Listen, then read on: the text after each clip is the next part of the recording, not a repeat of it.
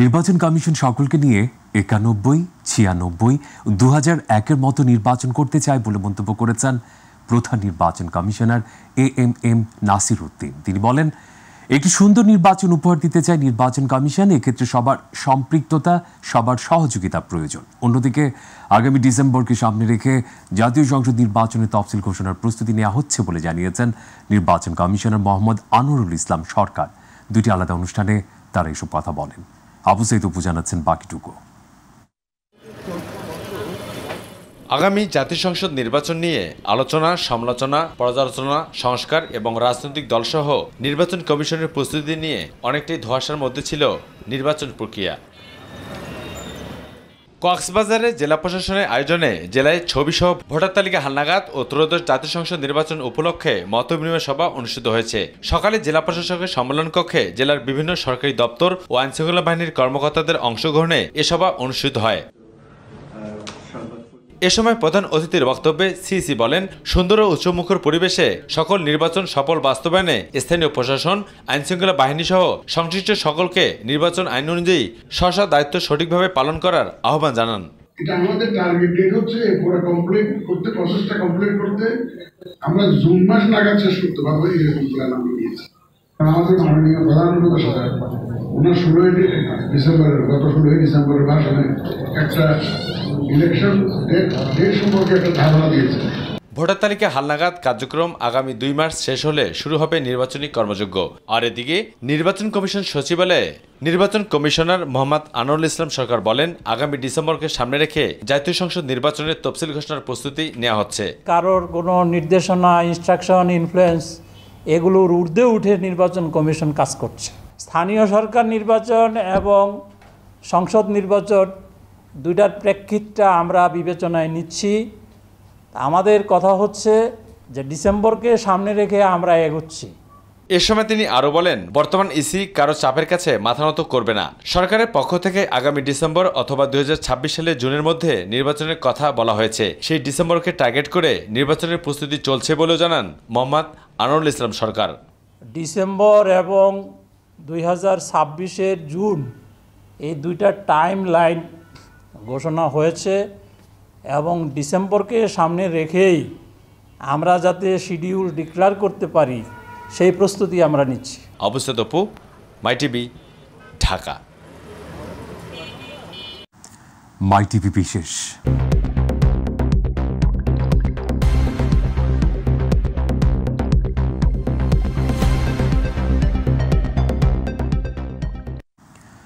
সংস্কার আগে নাকি নির্বাচন, এই প্রশ্নে বিএনপির সাথে জামায়াতের দূরত্ব রয়েছে বলে মনে করা হয়। সেই দূরত্ব আসলে কতটা, একান্ত সাক্ষাৎকারে তাই পরিষ্কার করেছেন জামায়াতের সেক্রেটারি জেনারেল। তিনি জানান, নির্বাচন অবাধ ও নিরপেক্ষ করতে প্রয়োজনীয় সংস্কার চায় তার দল। 6 মাসের মধ্যে সংস্কার সম্ভব এবং তা করা হলে ঘোষিত সময়ের মধ্যে নির্বাচনে যেতে জামায়াতেরও কোনো অসুবিধা নেই বলেও জানান মিয়া গোলাম পরোয়ার। মাই টিভির বিশেষ এই প্রতিবেদনটি উপস্থাপন করছেন মাহবুব সৈকত। গেল বছরের 5 আগস্ট ছাত্র জনতার অভ্যুত্থানে শেখ হাসিনা পালিয়ে যাওয়ার মধ্য দিয়ে অবসান হয় ফ্যাসিবাদী শাসনের। এর 3 দিন পর নোবেলজয়ী অধ্যাপক ডক্টর মোহাম্মদ ইউনূসের নেতৃত্বে গঠিত হয় অন্তর্বর্তী সরকার। শুরুতে রাজনৈতিক দলগুলো সংস্কার এবং নির্বাচনী রোডম্যাপের উপর গুরুত্ব দিলেও পরবর্তীতে এক ধাপ এগিয়ে চলতি বছর ডিসেম্বরের মধ্যেই নির্বাচনের দাবি জানায় বিএনপি সহ মিত্র কয়েকটি দল। ডিসেম্বরের মধ্যে নির্বাচনের ব্যবস্থা করে তারা কাজ করছেন। যদিও জামাত সহ অন্য কয়েকটি দলের অবস্থান ছিল ভিন্ন। নির্বাচন তো আমরা সবাই চাই, পরিস্থিতি সৃষ্টি তো করতেই হবে, তবে এর আগে মৌলিক কিছু সংস্কার করতে হবে, না করলে সুষ্ঠু নির্বাচন করা সম্ভব না। সেই সংস্কারকে সফল করার জন্যই এমন মানুষের দরকার যারা সরাসরি জনগণের সাথে সম্পৃক্ত। তা না হলে কোনো সংস্কারই সফল করা সম্ভব হবে না। এহেন পরিস্থিতিতে সর্বদলীয় বৈঠকে রাজনৈতিক দলগুলো ঐক্যমতে পৌঁছালে ডিসেম্বরের মধ্যেই নির্বাচন অনুষ্ঠানে আপত্তি নেই বলে জানিয়ে দেন অন্তর্বর্তী সরকারের প্রধান।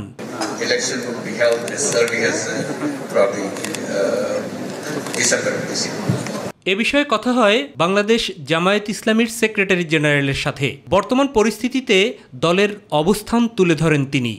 অন্তর্বর্তীকালীন সরকারের ঘোষিত টেন্টেটিভ যে টাইম, যে আইডিয়া তারা দিয়েছেন, তার মধ্যে ওনারা নির্বাচন করুন, আমাদের কোনো আপত্তি নেই, কিন্তু সে নির্বাচনকে নিরপেক্ষ করার প্রয়োজনীয় সংস্কার কাজটা তার আগে সারতে হবে এবং আমরা বিশ্বাস করি এটা সারা সম্ভব। জামাতের শীর্ষ এই নেতা মনে করেন, সংস্কার ছাড়া জাতীয় নির্বাচনের আয়োজন করা হলে তা কোনোভাবেই অবাধ, নিরপেক্ষ এবং গ্রহণযোগ্য হবে না।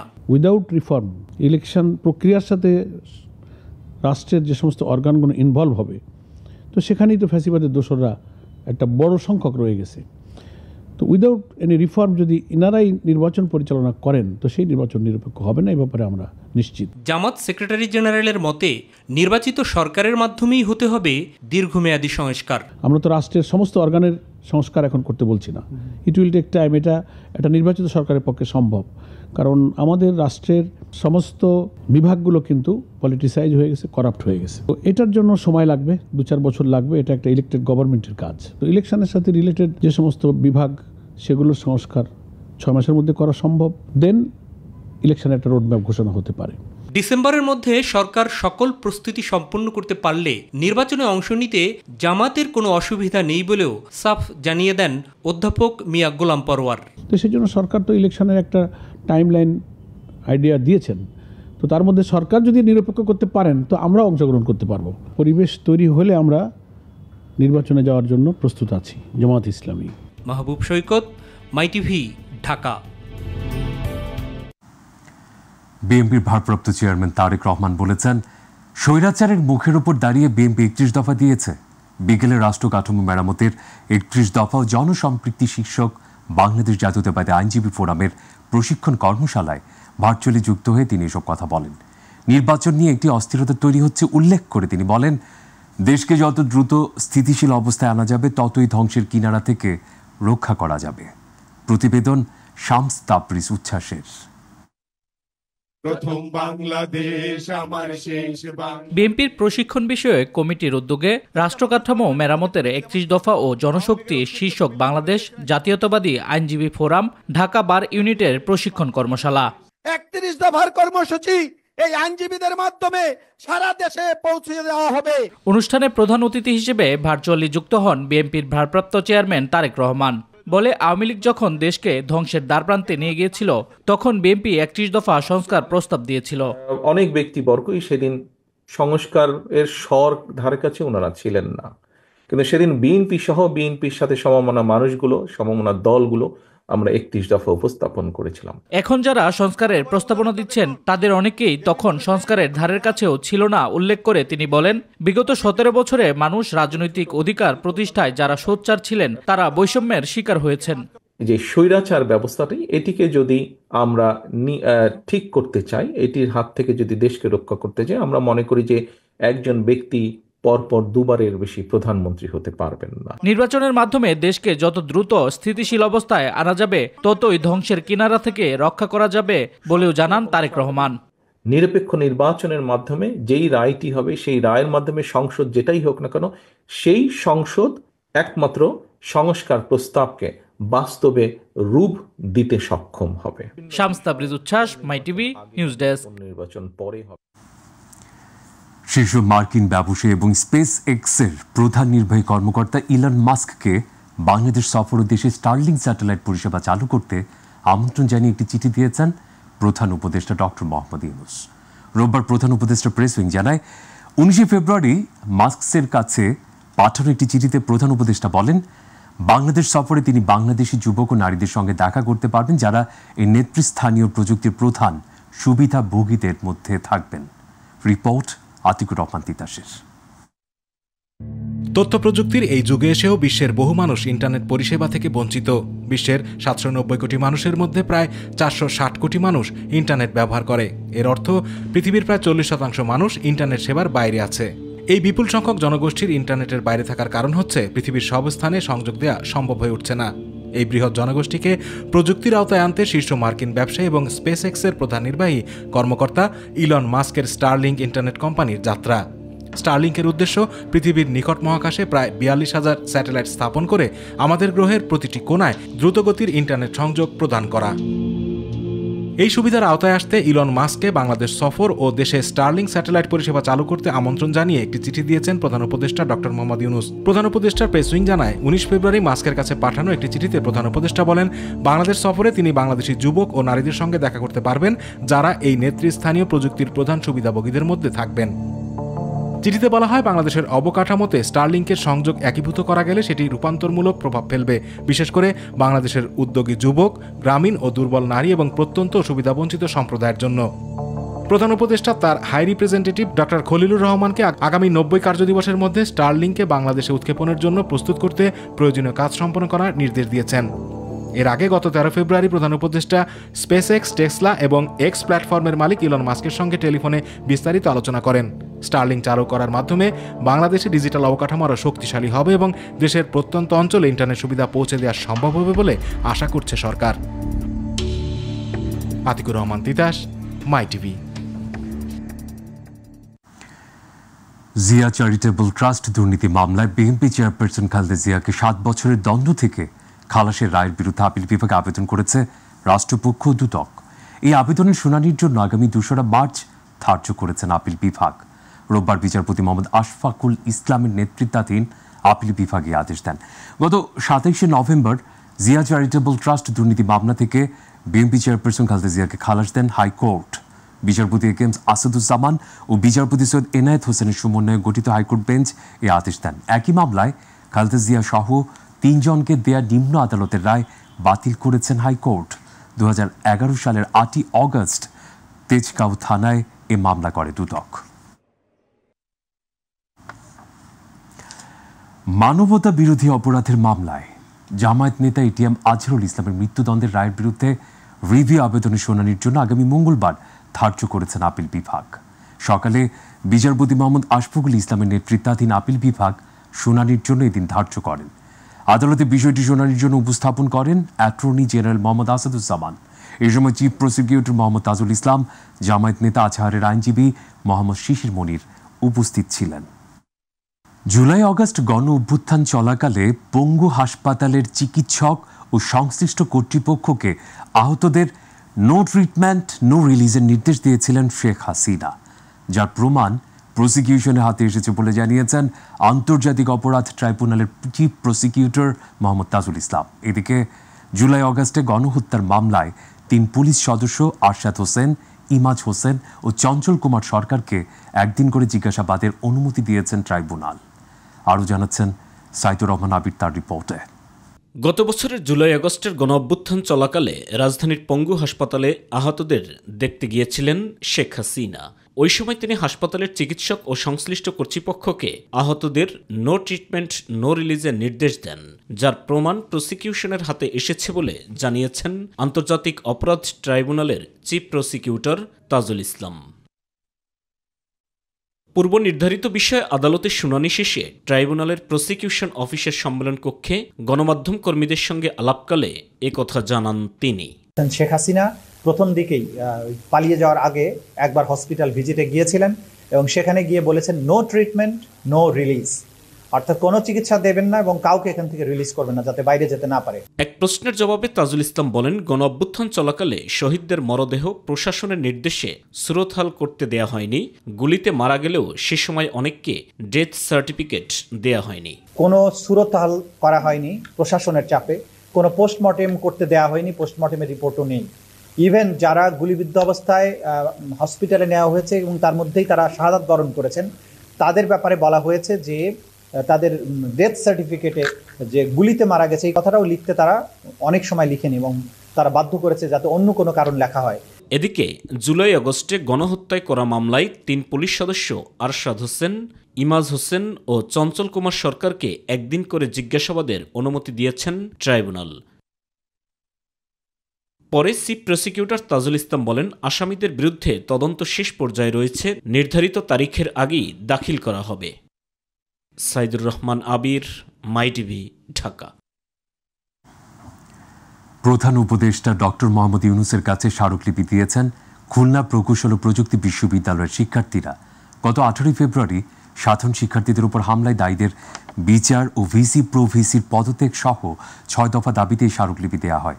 দুপুরে কুয়েট শিক্ষার্থীদের 5 সদস্যের একটি প্রতিনিধি দল প্রধান উপদেষ্টার বাসভবন যমুনায় গিয়ে এই স্মারকলিপি দিয়ে আসেন। প্রধান উপদেষ্টার পক্ষে এক কর্মকর্তা এই স্মারকলিপি গ্রহণ করেন। এর আগে কুয়েট থেকে 2টি বাসে করে এসে 82 জন শিক্ষার্থী কেন্দ্রীয় শহীদ মিনারে জড়ো হন। সেখান থেকে তাদের প্রতিনিধি দল প্রধান উপদেষ্টার বাসভবন যমুনায় যান। ছাত্রদল কুয়েট ক্যাম্পাসে এসে ফর্ম বিতরণ করে নতুন এবং পুরাতন ছাত্রদের মধ্যে। তার পরিপ্রেক্ষিতে সাধারণ ছাত্ররা যখন একটি মিছিল নিয়ে ভিসি স্যারের কার্যালয়ের দিকে যায়, ঠিক ওই সময় ছাত্রদলের কিছু ছেলেপেলে আমাদেরকে উস্কানি দেয় এবং সেখান থেকে ঘটনার সূত্রপাত হয়। একদিন হয়ে যাওয়ার পরও কুয়েট প্রশাসনের কাছ থেকে কোনো রেজাল্ট না পেয়ে এবং যে সরকার আমাদের ছাত্র জনতার রক্তের উপর দাঁড়িয়ে আছে, সেই সরকারের কাছ থেকে কোনো উত্তর না পেয়ে আমরা এখানে উপস্থিত হয়েছি কষ্ট করে। আমরা কারোকে কষ্ট দিতে আসিনি, আমরা নিজেরা কষ্ট করে এসেছি এই জানাতে যে আমরা নিরাপদ একটা ক্যাম্পাস চাই। ছাত্রদলের মধ্যে ছাত্রলীগের প্রতিচ্ছবি ফুটে আসবে, এটি কোনোভাবেই কাম্য নয় বলে মন্তব্য করেছেন বাংলাদেশ ইসলামী ছাত্র শিবিরের সভাপতি জাহিদুল ইসলাম। ছাত্রদল ও যুবদল দ্বারা সংগঠিত সহিংসতা ছাত্র শিবিরের উপর চাপিয়ে দেওয়া হচ্ছে বলেও জানান তিনি। ঢাকা বিশ্ববিদ্যালয়ের মধুর ক্যান্টিনে চলমান পরিস্থিতি নিয়ে এক সংবাদ সম্মেলনে তিনি এসব কথা বলেন। দেশের আইন শৃঙ্খলা পরিস্থিতি এখনো স্বাভাবিক হয়নি মন্তব্য করে আইন শৃঙ্খলা রক্ষায় স্বরাষ্ট্র উপদেষ্টার আরও দায়িত্বশীল ভূমিকা রাখার আহ্বান জানান জাহিদুল ইসলাম। বিভিন্ন ক্যাম্পাসে ছাত্রদল, ছাত্র শিবির সহ অন্যান্য ছাত্র সংগঠনকে অন্যায়ভাবে দমনের চেষ্টা করছে। শুধু তাই নয়, নিজেরা সন্ত্রাসী কায়দায় শিক্ষার্থীদের হামলা করে তার দায় উদ্দেশ্য প্রণোদিতভাবে ছাত্র শিবিরের উপর চাপিয়ে দিচ্ছে, যার প্রবক্তা ছিল নিষিদ্ধ ছাত্র সংগঠন ছাত্রলীগ। ছাত্রদলের মধ্যে নিষিদ্ধ ছাত্রলীগের প্রতিচ্ছবি ফুটে উঠবে তা আমরা কোনোভাবেই কামনা করি না। সারা দেশে শত শত জায়গায় চাঁদাবাজি, দখলদারি দেখে বোঝার উপায় নেই যে দেশের কোনো পরিবর্তন হয়েছে। অপরাধীদের হাত বদল হয়েছে ঠিকই, কিন্তু অপরাধ আগের মতোই চলছে। এখনো দেশে আইন শৃঙ্খলা পরিস্থিতি স্বাভাবিক হয়নি। 25শে ফেব্রুয়ারিকে জাতীয় শহীদ সেনা দিবস ঘোষণা করেছে সরকার। মন্ত্রিপরিষদ বিভাগ থেকে জারি করা এক পরিপত্রের মাধ্যমে এই ঘোষণা দেওয়া হয়। উপসচিব তানিয়া আফরোজ স্বাক্ষরিত পরিপত্রে বলা হয়, সরকার প্রতি বছর 25শে ফেব্রুয়ারি জাতীয় শহীদ সেনা দিবস হিসেবে ঘোষণা করেছে এবং এই তারিখকে জাতীয় শহীদ সেনা দিবস সরকারি ছুটি ব্যতীত হিসেবে পালনের নিমিত্ত ও জাতীয় আন্তর্জাতিক দিবস পালন সংক্রান্ত পরিষদ বিভাগের পরিপত্রের গ শ্রেণীভুক্ত দিবস হিসেবে অন্তর্ভুক্তিকরণের সিদ্ধান্ত গ্রহণ করেছে। এই সিদ্ধান্ত যথাযথভাবে প্রতিপালনের জন্য সংশ্লিষ্ট সব মন্ত্রণালয়, বিভাগ, সংস্থাকে নির্দেশক্রমে অনুরোধ করা হয়।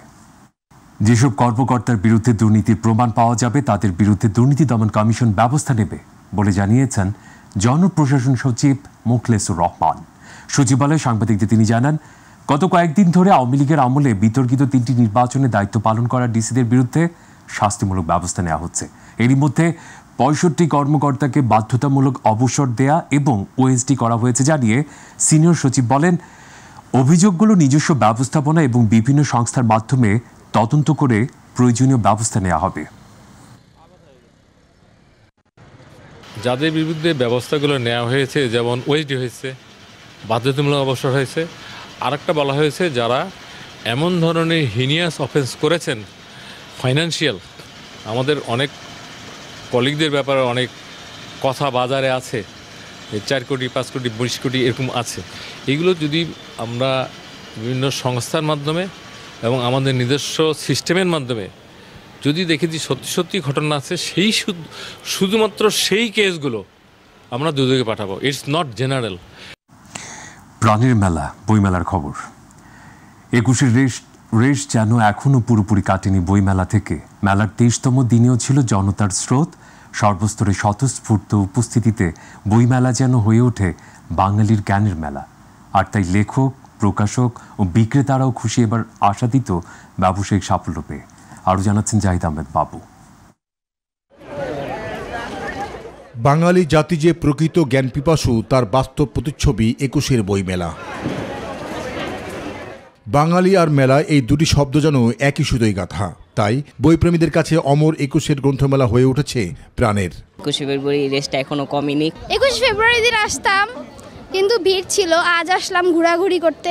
21-এর ভিড় এড়াতে অনেকেই আবার 23তম দিনে মেলায় এসেছেন বইয়ের প্রতি অকুণ্ঠ ভালোবাসার কারণে। ফাগুন আর 21শে ফেব্রুয়ারির জন্যই, বইমেলার জন্যই আর 21শে ফেব্রুয়ারির জন্যই। ফাগুনের যে পরিবেশটা খুবই চমৎকার, এখানে আসলেই মনটা ভালো হয়ে যায়। প্রতি বছরই আসা হয় আমার এখানে। এদিন মেলার সফলতা নিয়ে বিক্রেতারা জানান এবার বই কেনাবেচার থেকে দর্শনার্থীদের উপস্থিতি বেড়েছে বহুলাংশে। আমি জাস্ট ঘোরাঘুরি করতে আসছি, আমার বই তেমন একটা পড়া হয় না, জাস্ট মেলাটা আর কি দেখার। মানুষ আসে ঠিকই বই দেখে কিন্তু বই কিনে না কেউ। দর্শনার্থী অনেক থাকে, দর্শনার্থী অনেক, সেই অনুযায়ী আমাদের বইগুলো বিক্রি অনেক কমই হচ্ছে। মেলায় আগত লেখক, পাঠক আর প্রকাশকরা জানান 21কে বুকে ধারণ করে বাঙালির প্রাণের বইমেলায় এগিয়ে যাক তার অভীষ্ট লক্ষ্যে। জাহিদ আহমেদ বাবু, মাই টিভি, ঢাকা।